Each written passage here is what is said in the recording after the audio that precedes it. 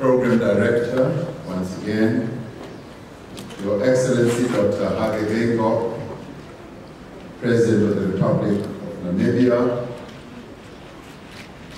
and in a few minutes, incoming Chair of Sadc. Your Excellencies, Heads of State and Government, Your Excellency President Paul Kagame, President of the Republic of Rwanda and Chairperson of the African Union, Your Excellency Mr. Musa Muhammad Faki, Chairperson of the African Union, Excellencies, former Heads of State, Honorable Ministers, Sadc Executive Secretary, Excellencies, Ambassadors and High Commissioners, representatives of the regional and international organizations, senior officials from the Sadc member states, Mayor of Windhoek, Honorable First Ladies, distinguished guests, and ladies and gentlemen. It is indeed a privilege for me to speak here. This is beyond my maiden speech. This is now my farewell speech as well. But a different sort of farewell speech to that delivered by President Kabila. Through this, I will seek to highlight some of Sadc's performance during South Africa's chairship to the 38th Ordinary Summit of Sadc Heads of State and Government. It is indeed a particular honor to speak as I do on this day, which is Sadc Day, the 17th of August. It was on this day 26 years ago that the treaty that established our organization was signed. A signing that I had the privilege to witness in 1992 when I was the Secretary General of the African National Congress before the dawn of democracy in our country.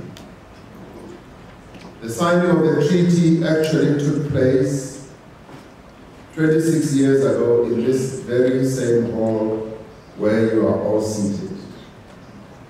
We have come back to the exact place and the exact day when Sadc was born. So this place,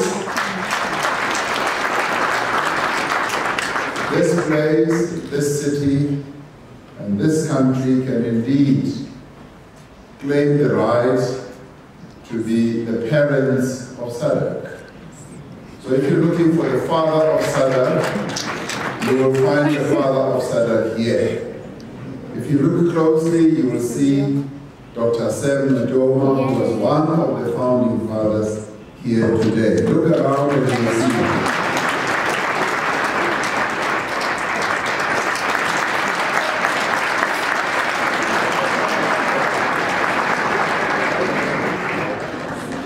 Let me express my gratitude to my brother, His Excellency President Hage Geingob, and the people of Namibia for the warm reception and the gracious hospitality that they have accorded to us. I wish to thank you, Your Excellencies, for the guidance and support you accorded South Africa since our country took over the chairship of Sadc last year.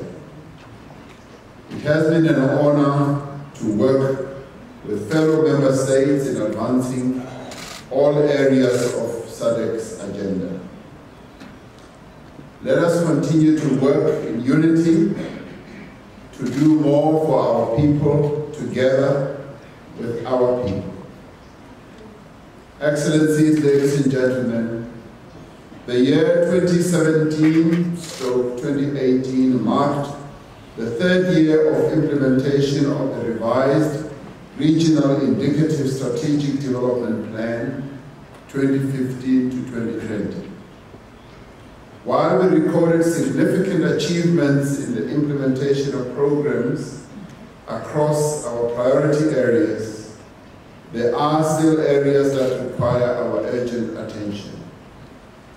As regional leaders, we have a responsibility to prioritize the needs of our people and find lasting solutions to poverty, inequality, and underdevelopment.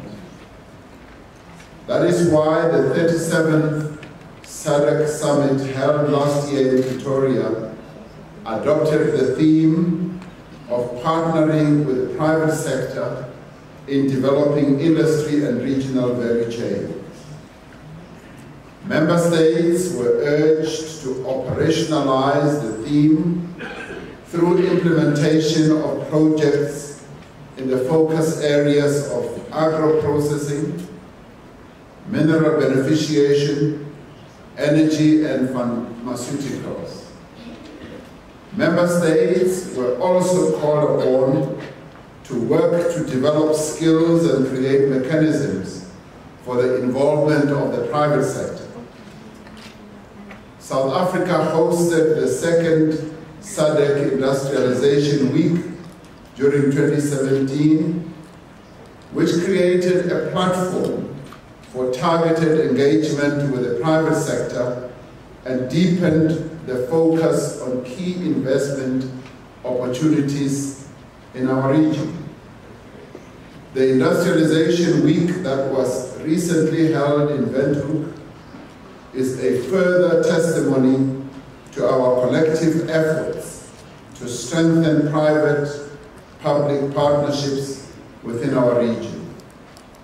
Over the period of our chairship, we have been able to secure more than $500 million of committed productive investments by South African companies in each of the priority value chains across the region.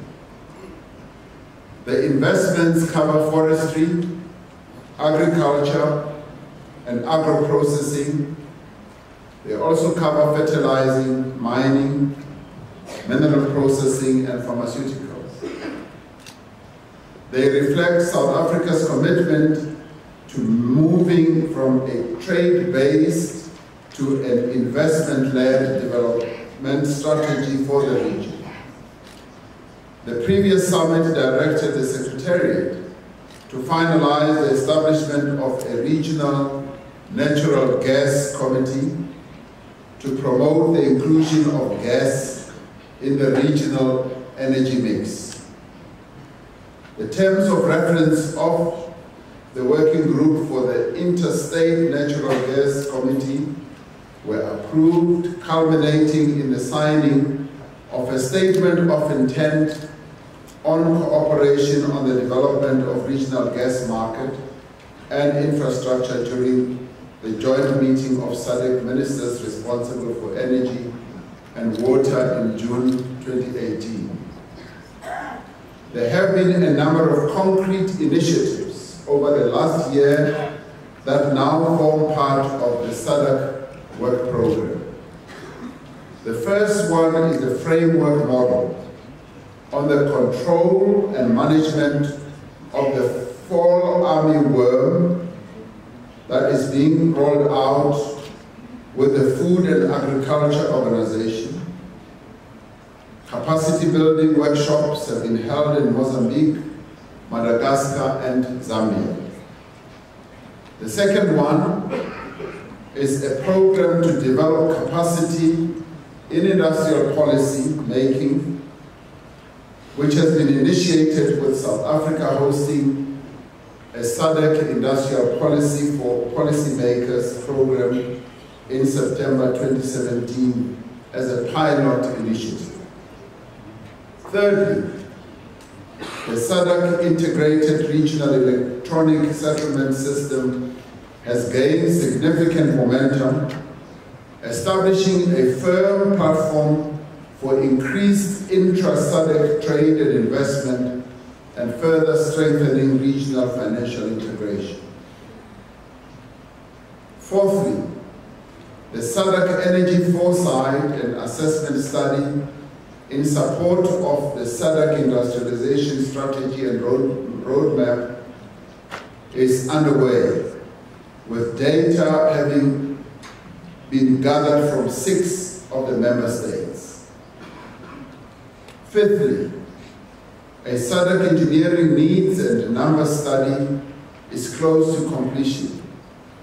It aims to obtain a better understanding of the engineering capacities in the SADC region to allow for better planning as well as implementation of the infrastructure program that we talk about all the time. Sixthly, as part of World Food Day, a model has been developed for regional food security. The model will be launched during this year's Food Day in Namibia. The seventh is the progress that has been made in addressing tuberculosis in the mining sector across 10 SADC countries. More than 10,000 claimants received payment and one-stop service centers were opened in Botswana, in Lesotho, Mozambique, and Eswatini. This has helped to increase access of mine workers to decentralized services.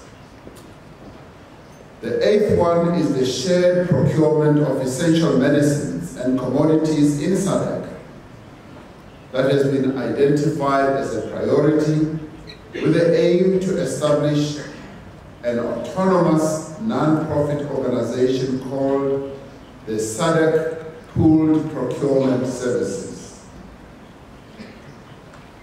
Ninthly, the Medicines Regulatory Harmonization Project is focusing on establishing and strengthening regional and sub-regional networks of regulatory authorities in our region.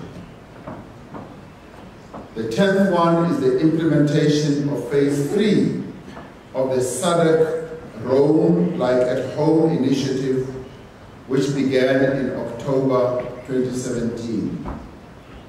This entails the development of a harmonized cost model for wholesale and retail roaming tariffs to be used by all national regulatory authorities in SADC. And lastly, which is the 11th, a task team was appointed to work on a framework to operationalize the SADC Declaration on the 4th Industrial Revolution. Your Excellencies, this demonstrates the fact that SADC is at work. Our regional integration is manifesting itself in many ways that we have never imagined before. We have gone beyond being an organization that just talks about issues at a political level. We have now gotten down to folding our sleeves and are doing things, actual things that will advance the interests of the people of our region. And that calls for a good round of applause.